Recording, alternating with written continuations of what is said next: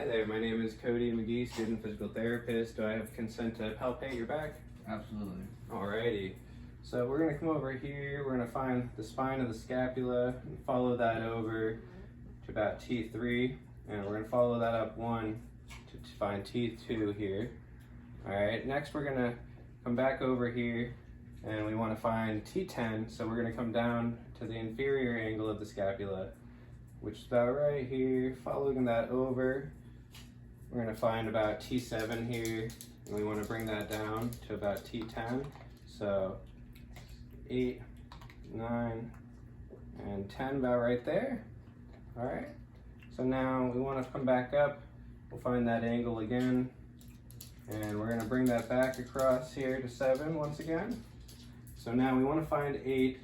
So we're going to come down to 8, about right there. And now with rule of 3, what we're going to do is we're going to follow that up an entire vertebrae back up to 7, and then coming across here to find the transverse process of T8. So then we're going to follow that across here laterally, and we're going to stay on that rib right below the inferior angle here. Palpate that running along the rib here. And we're going to follow that down until we get to the shaft of rib 8. So now coming back to the back over here, we're going to look for his rhomboids. So rhomboids, we're going to find that inferior angle once again here.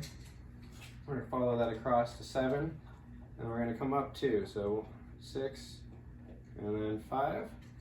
So that's going to run from T5 to all the way up to about C7. So we're going to follow that up 4, 3, 2, 1, and about 7 here. Now they run inferior laterally, so they run about right here, and if he contracts his shoulder blades together, squeeze here, good, and relax. That's the movement of the rhomboids there. Excellent. And so what we're going to do is we're going to look for your first rib here. So running down the neck here, we're going to find the first hard spot I find right here. And now I'm going to have you exhale out against me. Go ahead. Good. And right there is his first rib.